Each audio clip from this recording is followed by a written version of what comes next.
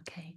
Hi, everyone, and welcome. I'm Dana Thomas, and I've had the joy of working in our amazing educational community as a speech language pathologist for the past 30 years. I'm so glad you're here with us today for this webinar brought to you by PointQuest. It's my favorite time of year, back to school. Fresh day planners, busy classrooms, and the energy of new beginnings. I'm also enjoying the shift into fall with my warm colors, and I'll admit I'm just about ready for that pumpkin spice latte to make it official. So before we get started, I want to give you a quick shout out to Ricardo Pinate, our technical wizard behind the scenes. If you run into any tech hiccups, Ricardo will be in the chat to help you out. And don't worry, you will also get your CEU credit information after today's session. So now for the best part, our speakers. I'm so excited to introduce Katie Wilson and Jenna Nicoletti Williams. Both are SLPs and specialists in augmentative and alternative communication, AAC. What stands out most about them is their passion. They truly believe every student deserves a voice. They've dedicated their work to helping students with complex communication needs connect, express themselves, and be understood. That mission is at the heart of what we do here at PointQuest, and Katie and Jenna bring it to life beautifully. So without further delay, please join me in giving Katie and Jenna a warm back to school welcome. The virtual floor is yours. Yay! Thank you, Dana. I'll introduce myself first. I'm Jenna. I joined PointQuest in February and but have been working in AAC since 2013. All right, hello, I'm Katie. I actually have been with Jabber Gym, which is under the PointQuest umbrella for, I believe, 12 years. And now PointQuest officially for 5 years, which is as long as I've been an AAC specialist. So I've been an SLP for, I think, for 15 years and have been only working with AAC for the last five. I'm really excited to geek out with you guys about AAC today.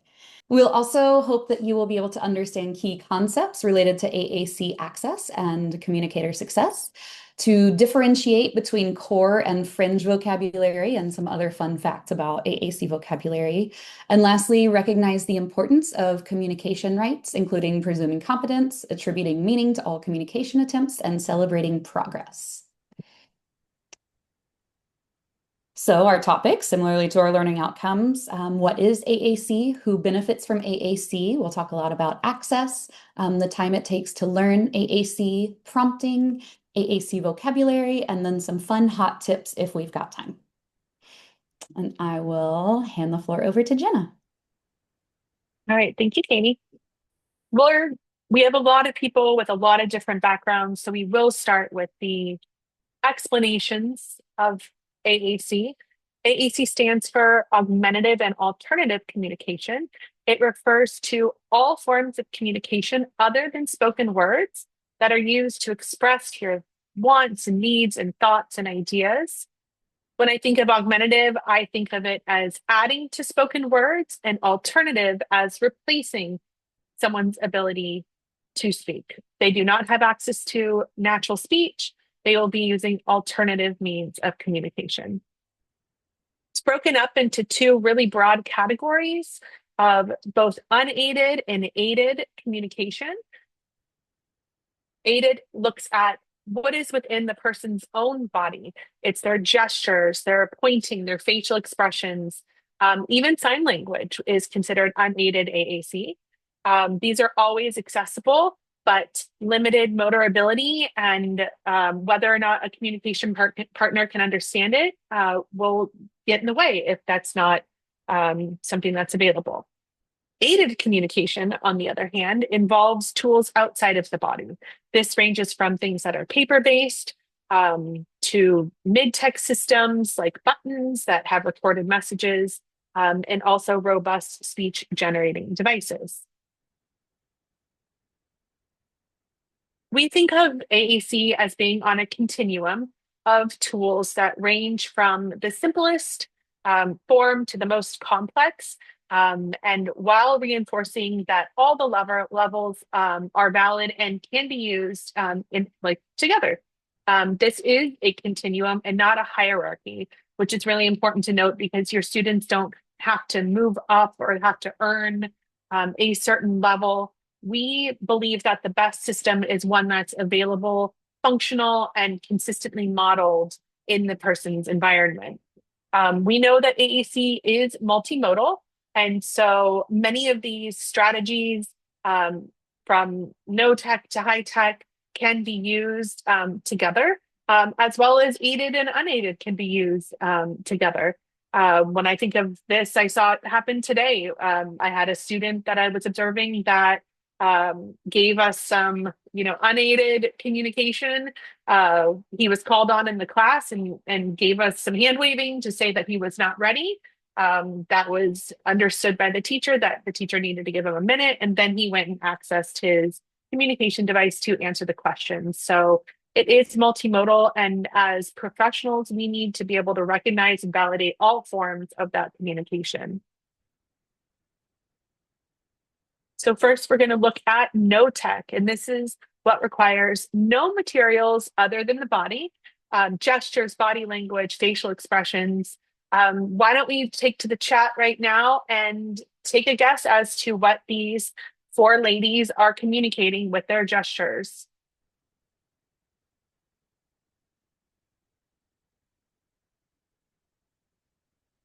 Be quiet. Shh. No, stop. Excellent. These gestures are pretty well interpreted by communication partners. And we want to make sure we honor all types of these communications. And we don't want to ask someone to repeat what they're saying through this no tech, unaided communication onto a mid tech or high tech device. All right, looking at low tech next. These would be paper-based boards, books, communication boards, choice cards, symbols, topic boards, even object exchange. They generally have no batteries and are very inexpensive and do make very reliable backup for other more high-tech devices. The costs can increase when you use proprietary systems like Pod or PEX. And it's really important to note that PEX does fall in this category, that all PEX are icons, but not all icons are PEX. There is a really big difference. PEX is a structured teaching program that teaches students to hand over picture cards in exchange for an item or an action, and then there's a hierarchy of behaviors that they learn when it comes to making that request or that exchange. And that, again, stands for Picture Exchange Communication System. Icons, and this is often miswritten on IEPs, or even just said, like they're using PEX when they're really just using picture icon exchange. And the icons themselves are the symbols on the boards or on the device or individually that you can build full language with. And then looking next at mid-tech, these are much more simple electronic devices. They often require batteries and typically have some form of voice output, like a Big Mac button, a step-by-step communicator. These are static display devices like a Go Talk or a Quick Talker, where these voices are recorded onto the device, but you don't have the ability to make changes on the go, or they are battery operated, not charged or connected to power in any way other than a more mid-tech, simple electronic approach. And then last on the continuum, we have our high-tech devices. These are our dynamic speech generating devices, also called SGDs. There are communication apps that we will put on iPads like Proloquo, LAMP, or TouchChat. We have eye gaze systems and other dedicated devices.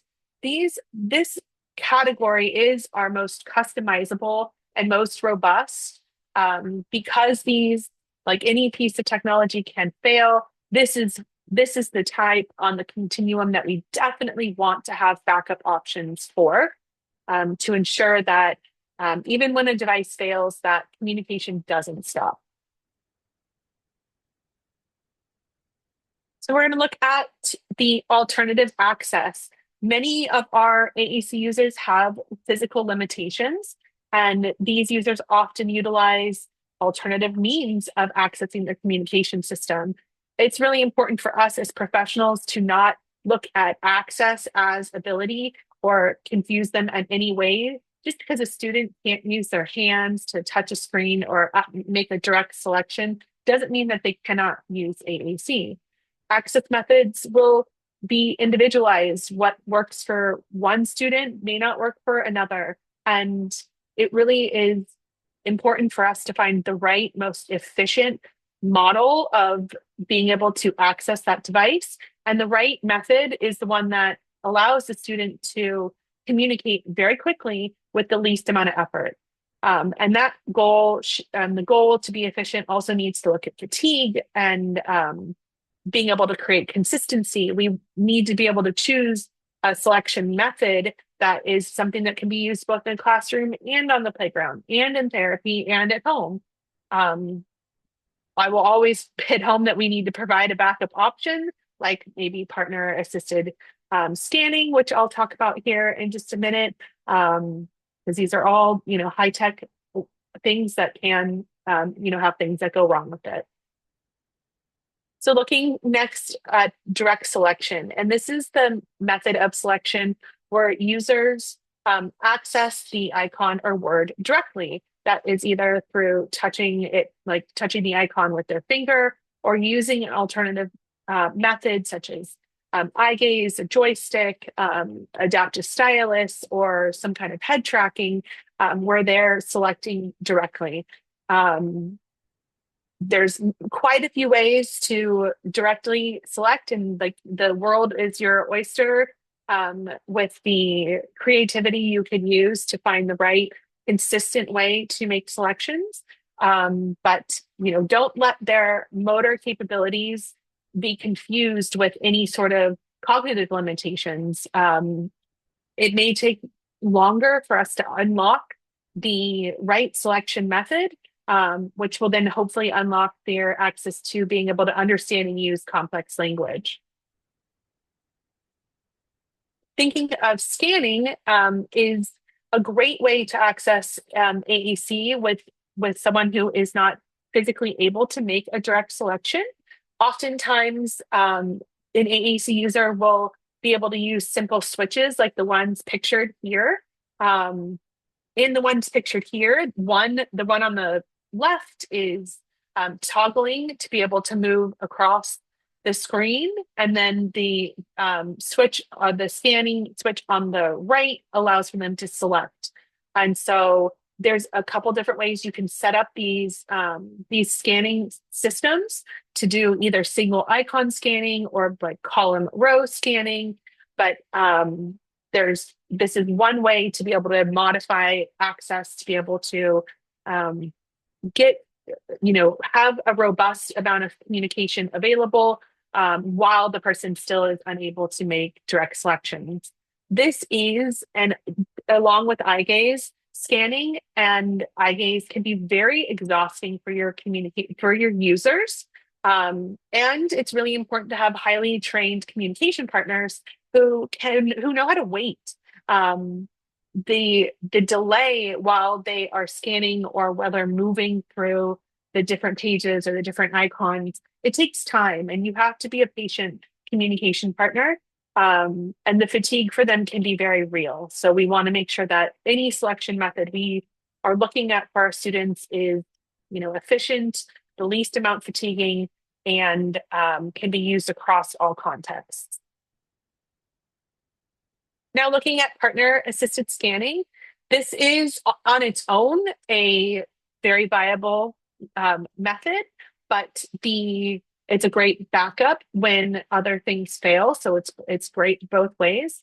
This is when the user's unable to independently scan or access their system.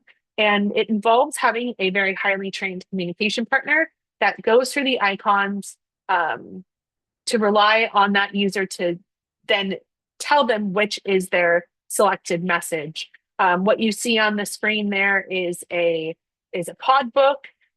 This is the partner is scanning through and waiting for the communicator to say yes or no to the message. That communication partner is storing what is selected as yes, and it's how they are able to create a multi icon message through that partner assisted scanning process.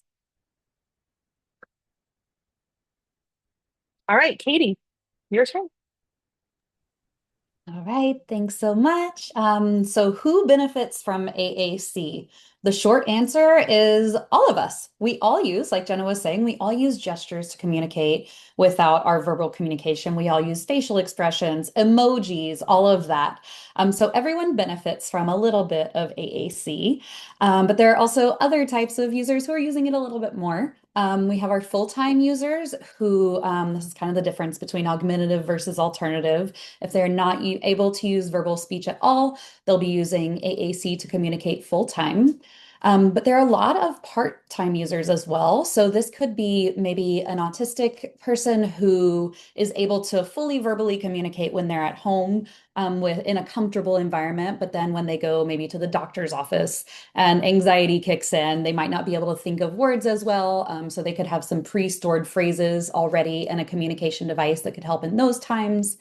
We also think about articulation errors. I have a lot of students on my caseload who are verbal students, and we can understand most of what they say, but they get caught in these communication breakdowns that they're not able to repair verbally. So they rely on an AAC device where they'll say, I don't understand what you're saying. And they'll go, oh, hold on a second. Spider-Man, I want to talk about Spider-Man.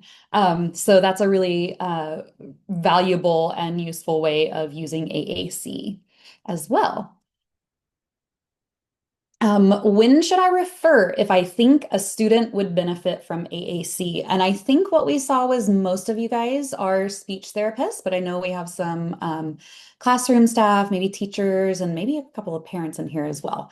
But when should you refer is now, yesterday. If you think a student or a child that you know in your life is if they are beyond speaking age. So I work mostly in school. So if we get a preschooler who's 3 years old and they're still non-speaking, we definitely need to get something put in place to help them communicate.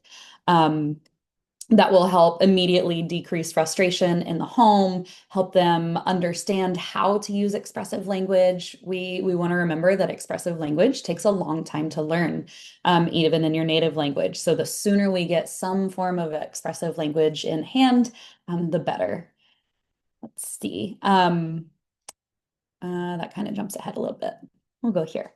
So some reasons why we hear all the time, oh, they're not ready for AAC. This is just every day I hear that kid's not ready for AAC. And I'll tell you why these reasons are incorrect. The first one is they won't learn to talk if they have an AAC device. The device will just do the talking for them. Humans are inherently lazy people. Just by nature, we are going to do the easiest thing that we have available to us.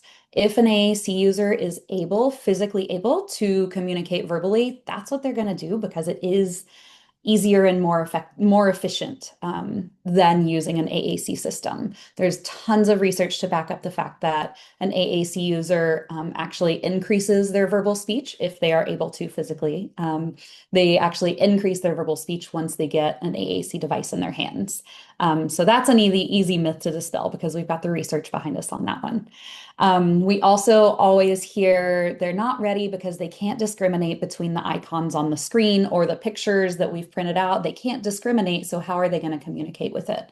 Well, they're going to learn because they're going to be motivated to communicate. If you show me 4 pictures and say, touch the dog, that's not a very exciting activity. But if you show me 4 pictures and say, who do you want to hang out with later? I'm going to show you the dog. So it's much having an AAC system makes that visual discrimination task much more meaningful and teaches them as they're learning. Um, I hear, and I'm in a setting right now where I'm getting hearing a lot of, well, they're not exhibiting joint attention yet, so they can't use an AAC device. We still need to be giving them access to robust language because the more they hear, the sooner on, the quicker they're going to learn when they are able to participate more fully. So they will get that joint attention over time. We can still introduce AAC early on and start modeling that language for them, whether it looks like they're paying attention or not. Um, Cause and effect, I hear that a lot too, in certain situations, in certain settings, kind of the same thing. They're gonna learn if they touch cookie and they get a cookie, they're gonna quickly learn that this button means a thing and I get the thing that I want when I push this button. So they can kind of learn cause and effect with that AAC system. I hear all the time, mostly from parents. They can already tell me what they want. I know what they're saying. And that is probably true because parents do know their children best. However, I listen to podcasts all day and I geek out about my job all the time. I was listening to a podcast this morning as I was getting ready, and it was a mother talking about her child with CP. And she said, I thought I knew what he was saying. I thought I knew what he wanted. And then we got access to AAC and I was completely wrong. I did my best, but I was completely wrong. So this opens up the whole world for our students. Yes, they might be able to tell you that they want Doritos, but they might have a lot more to say. Actually, they do have a lot more to say than what they're able to communicate without AAC. We also hear a lot of my student has too many behaviors and they'll just break the device. And while that is definitely a concern and safety is always first, we AAC is likely to decrease their behaviors because a lot of behaviors come from frustration around not being able to communicate. So we work closely with behaviorists in all settings to make sure that we're all on the same page. We're working together to figure out what's going to keep the child safe and what's going to help decrease frustration so we can work on decreasing those behaviors naturally. So I say this at least once a day. There are no prerequisites for AAC. If you think a child's expressive language is not developing, go ahead and refer them, talk to a speech therapist. If you're a speech therapist, talk to an AAC specialist.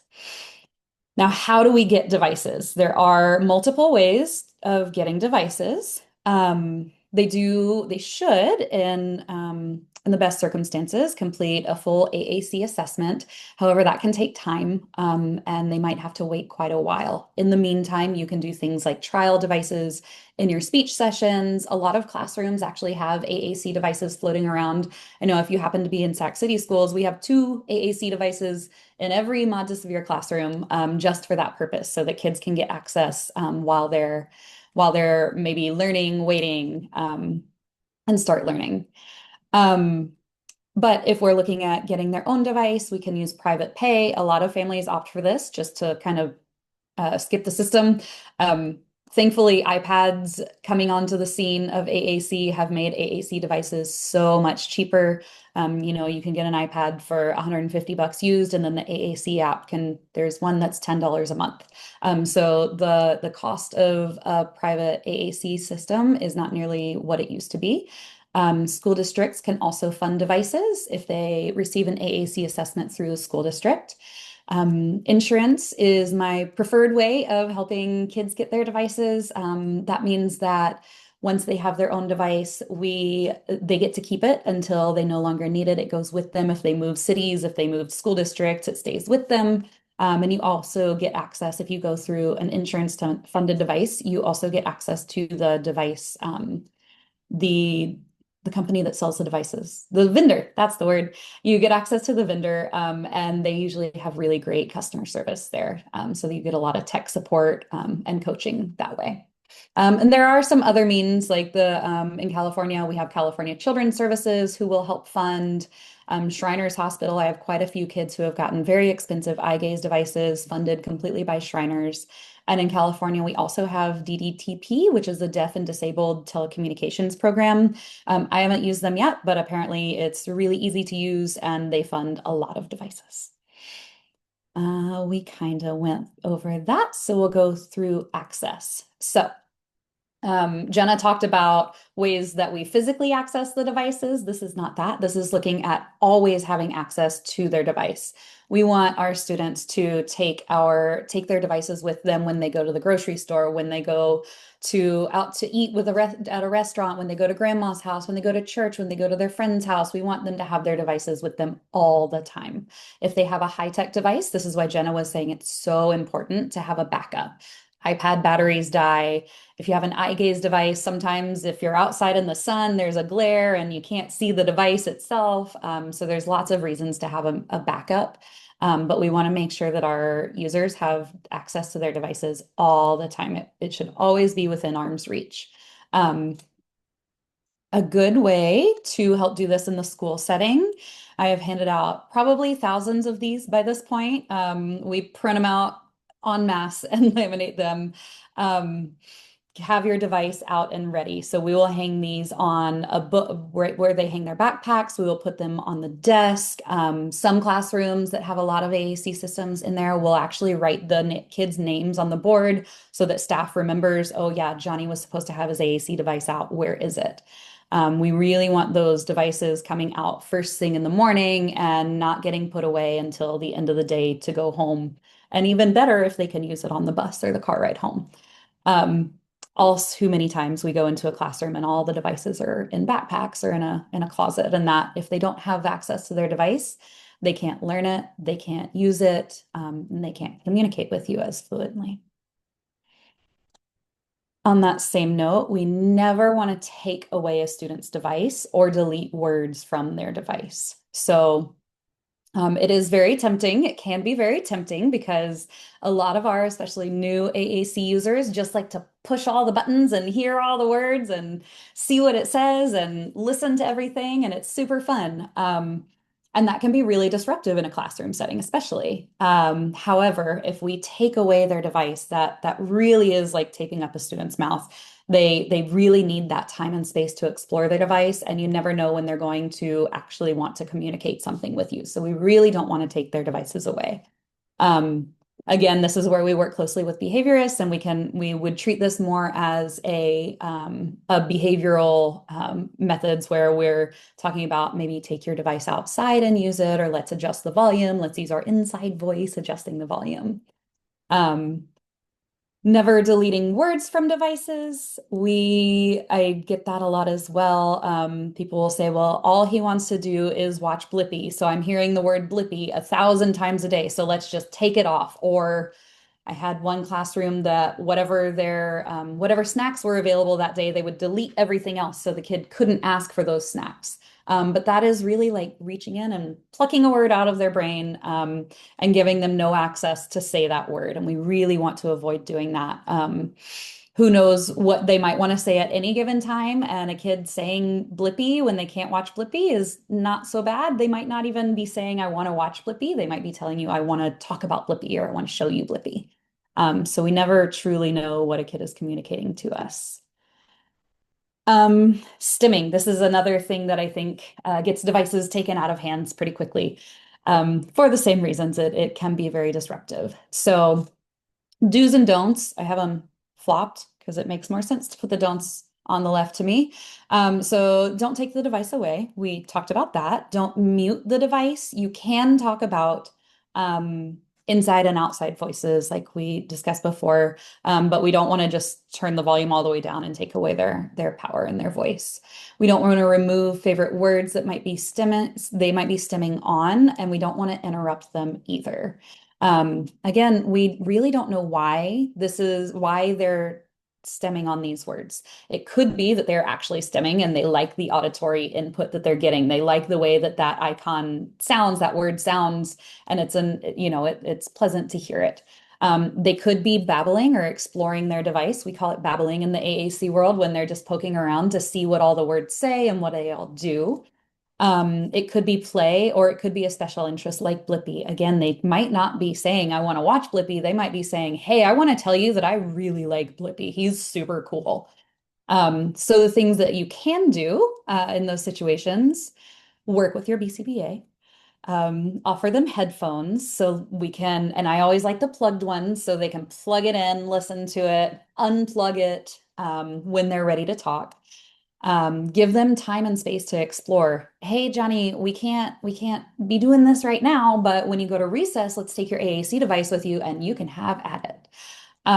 Expand their utterances. Get in there. If he's talking about Blippi, I'm gonna say, "Oh man, I love Blippi. Did you know there are two Blippies? I like to watch him go to the museum. He always wears a blue hat." Or is it orange? I can't remember. I feel like Blippi's blue and orange. But get in there and have a conversation. More often than not, that is the best way to stop that and to learn more about your kid and really connect with the kid. I have the luxury of having the time and space to do that usually when I'm in a classroom. I understand that everyone can't do that all the time. But when you do have the time and space, that can be a really great way to stop that kind of repetitive button pushing behavior. All right. Did I skip one? No. Okay. So time.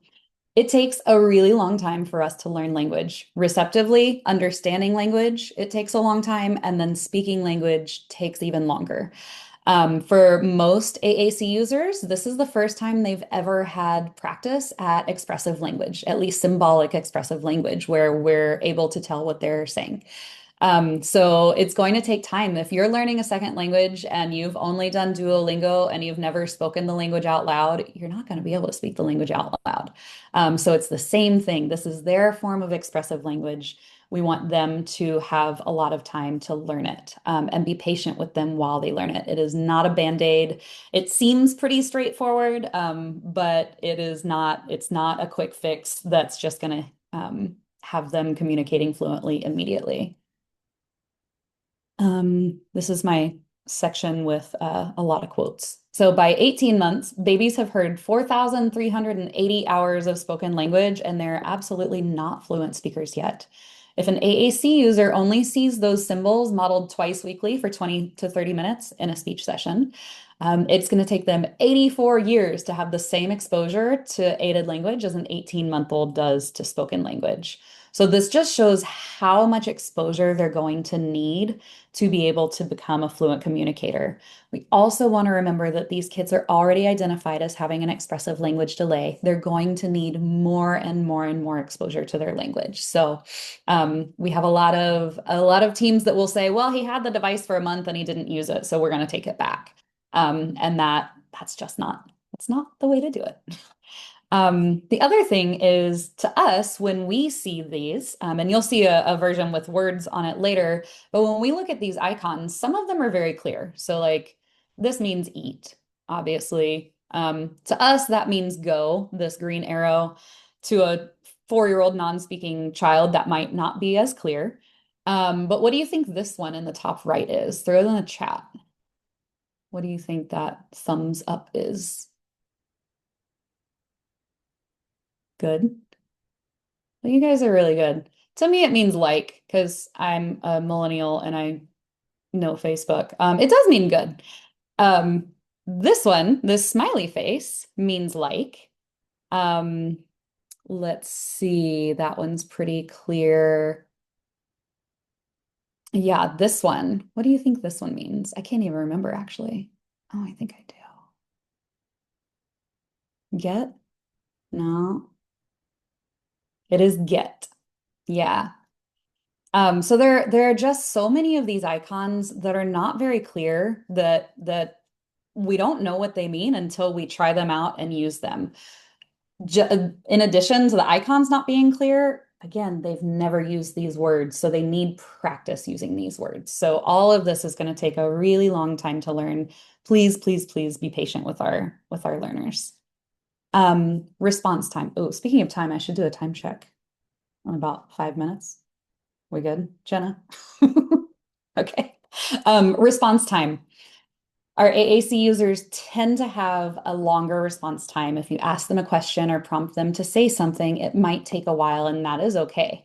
In part of these trainings, I used to make people wait. There's some research that says, I think it's 47 seconds. If you give them 47 seconds, they are 90% more likely to respond to you. 47 seconds is a very long time. I used to like put a timer up here and we would all just sit silently to see how long 47 seconds is. It's long and it's too awkward and I can't sit here and do that anymore. And I don't expect you guys, especially in the classroom setting, to wait that long every time you're asking a child a question. However, the longer the better. They need time to process the question you've asked. They need time to process what they want to say in response. They need time to process, okay, she asked me what I want to eat. I know I want a cookie. Where do I find the cookie in my device? Let me poke around and find it. So it takes some time. So please try to be patient with our AAC users because their response time is going to be a little bit slower. Giving them this extended time also lets them know that it's their turn and just gives them that processing time. Prompting. Okay, so there are a lot of hierarchies out there. Some are made by SLPs and AAC specialists, researchers, device companies, BCBAs. There's lots and lots of hierarchies. So this is kind of an amalgam of multiple hierarchies and what I typically use when I'm working with a student. The first, and this is from least to most restrictive. So when prompting, and in most things, I think, I don't know, the BCBAs might come at me for saying that, but we try to go from least to most restrictive prompting when prompting for most things. So the first thing is to motivate. So, hey, bud, how are you feeling today? I always tell them how I'm feeling. It's almost always hungry and tired. I feel, and I'll show them on my device, I feel hungry and tired today. And then I'll wait and give them time and see if they want to respond. They might not want to, which is also valid. If they don't respond after a cool 47 seconds, which I've probably never actually waited that long, then I'll push the device towards them a little bit, you know. Do you want to say anything? Kind of give them a little push and look at them, look at the device, kind of show that you're expectantly waiting, maybe gesture towards the device, and then ask a direct question. How do you feel today, Johnny?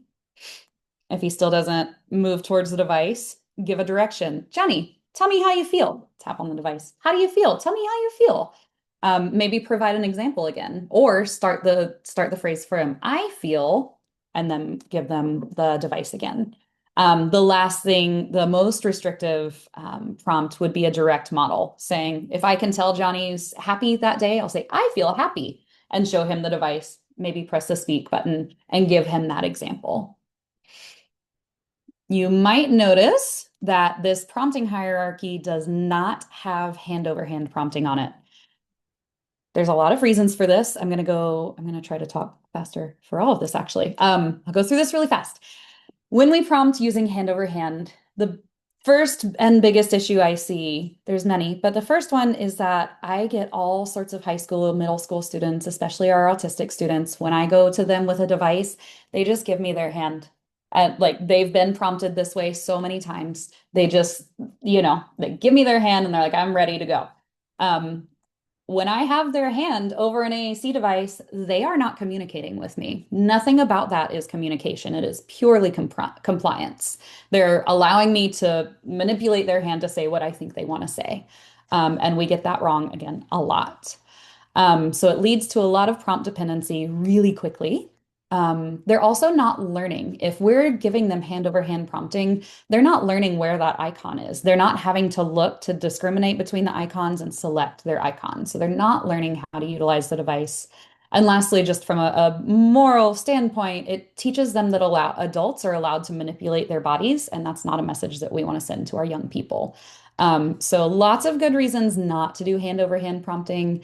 I will say there are some times like I actually used hand over hand prompting for the first time this week in like years because I have a student who's reaching at the device like this. So I will take his little fingers, make a point, and then leave it and let him make his selection. And lastly on this is kind of on the prompting train, inspire, don't require. So going back to that, we want communication. We don't want compliance. Remember why we're teaching them to communicate. It's not to have them say what we want them to say. It's to know what they want to say. So instead of forcing them to say what we've modeled for them, we want to just inspire them to communicate. And if they don't want to, that's totally valid and acceptable. Sometimes I don't want to talk too. I don't respond to text often, So we want to give them that right as well. All right, going back to Jenna. All right, so we're going to talk about vocabulary next. I want you to think of the AAC system, device, solution as a toolbox. The real power isn't in the toolbox itself, it's in the tools inside. And the vocabulary that we, set on that device or solution lets them build sentences, share ideas, connect their thoughts, like develop relationships. If we only gave them a hammer and the hammer was nouns, they weren't going to get very far. Or if we only gave them a hammer and those are requests, we were definitely not going to get very far at all. So we need to give them a variety of tools, and so that they can create anything that they want to say. One way that we do that is through core vocabulary. That would be a very small set of words. This is about like 200 to 400, depending on the list that you see. As a bonus, they generally make up the kind of sight words that students are learning at early language development as well. But these words, these core words, make up about 80% of all of daily communication. They're very flexible. They're reusable across contexts and settings. Those are words like go and stop and more and want, the ones that you see on this screen here. The words that you don't get that same like bang for your buck are words like, like Katie said, Blippy, and like Doritos. They are very specific. So, you are going to be much more successful making sentences, and you can make full sentences with just core words alone. I would typically want to give you time to do that right now, but we're going to have to keep moving. We're going to now look at fringe words. This is a much larger pool of words, yet they're very highly specific and they're personalized words. They're used a lot less frequently, but they're important for contexts and interests and even academics. Fringe words are topic words, context-specific words like dinosaur or Chromebook or pizza or Taylor Swift. Taylor Swift would be in my device. These fringe words make communication relevant and motivating. They support relationships and participation. When you have academic words that you're putting in there, they can be swapped out when those classroom units are done. We want them to be, they're essential. They really are, an important part. The core is the foundation, but the fringe is the customization. It's their voice. It's their personal voice. It's what makes their device theirs. It's their parent's name. It's their sister's name. So we need to be able to have a mixture of both. You need that really large pool of core words, which prevent you from overloading just hundreds of fringe words. But then you can make that device engaging and individualized by then adding fringe words next.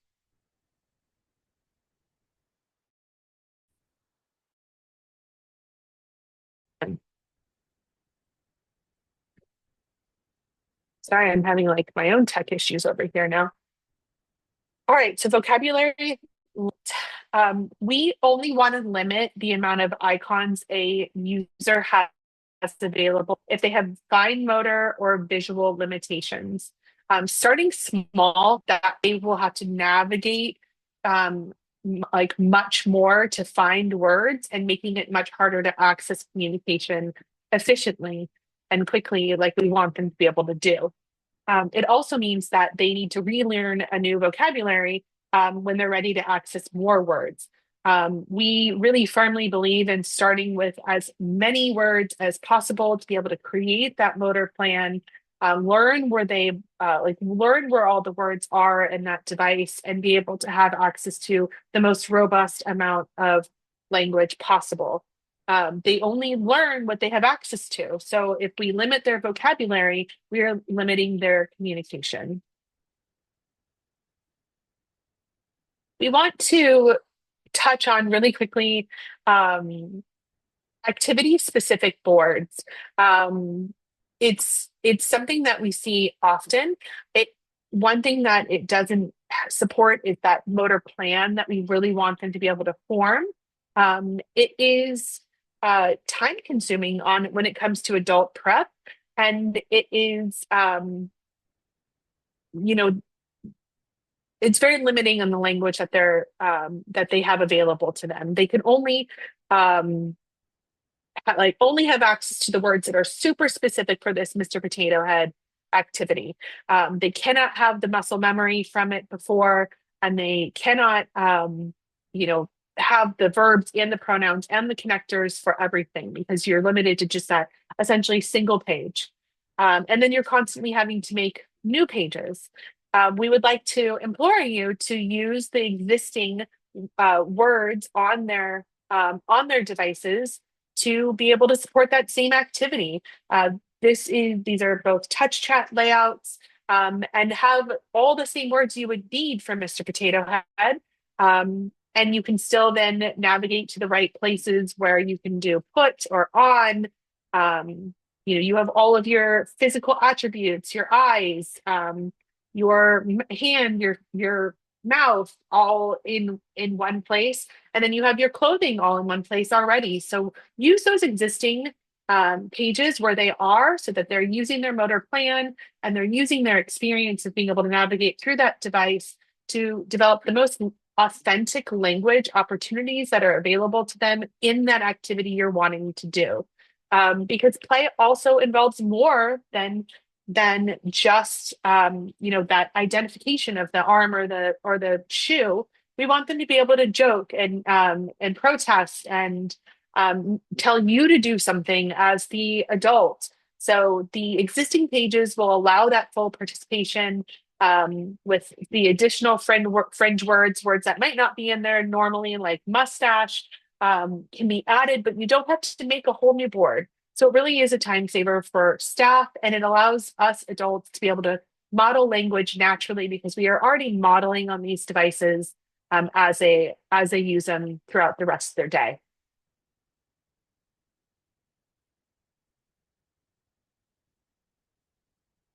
Oh, man. So talking about the motor plan, we want, again, that motor plan is that for them to be able to build the ability to access their vocabulary automatically.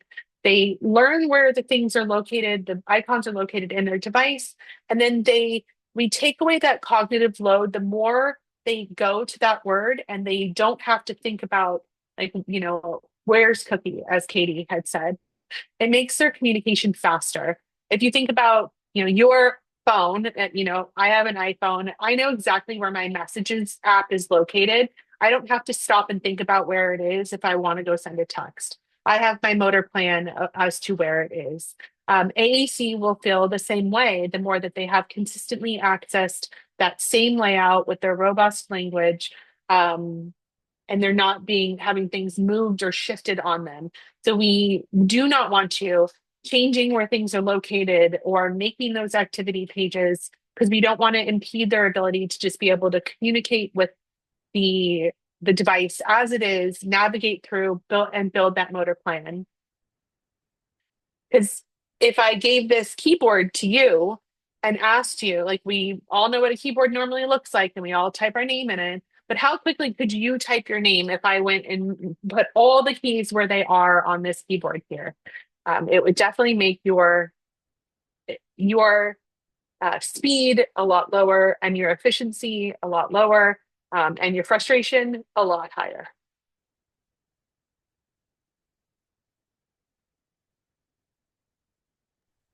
Okay, so we do have quite a few hot tips. However, it is 10 till the end of the hour.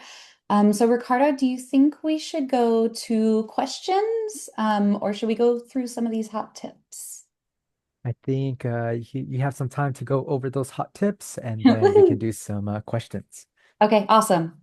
I was really proud of this graphic for my hot tips, so please appreciate that.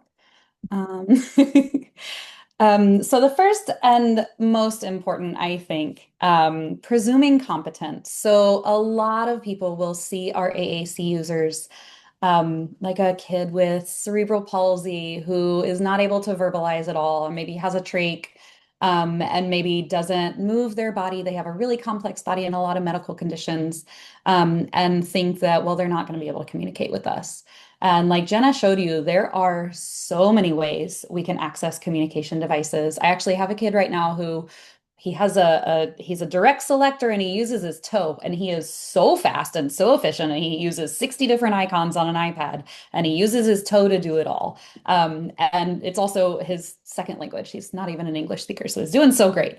Had a lot of people looked at him, they might have said, okay, well, let's give this guy a single output button that he can tap on so it can say yes and no, and might have started there. But thankfully, his wonderful team that he had last year presumed that he was able to access more and do more, and it turns out he is.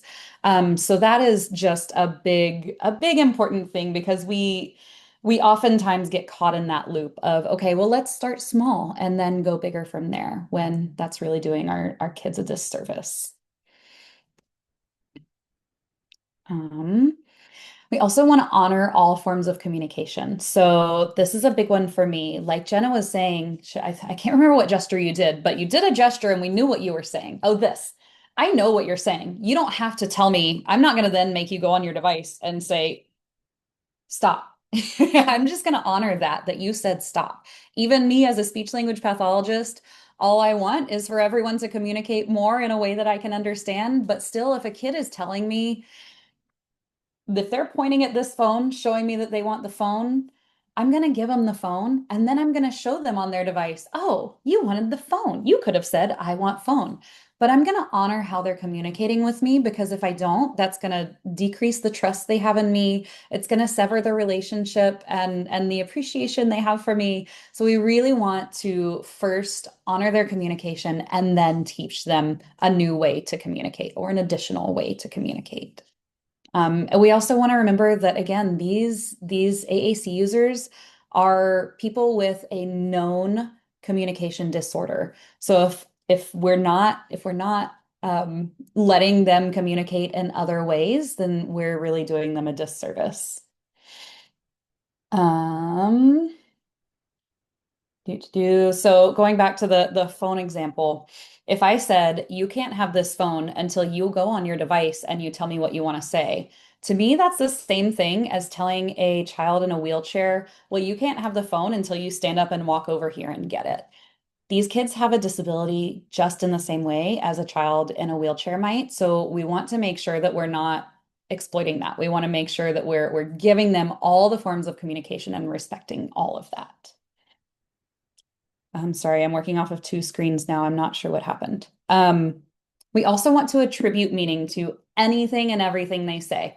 I know that can get hard and it's not realistic or feasible in all situations, but going back to the Blippi example, if this kid is saying Blippi all day and we're just like, ugh, ugh, ugh, he's gonna learn that, oh, cool, when I push buttons on this iPad, nobody listens to me. It doesn't mean anything. And that does not take long for them to learn. So especially in the beginning, we want to make sure that anytime they say anything, even if we think it's not what we think they're saying, or what we think they want to be talking about, still attribute meaning to it, talk to them about it.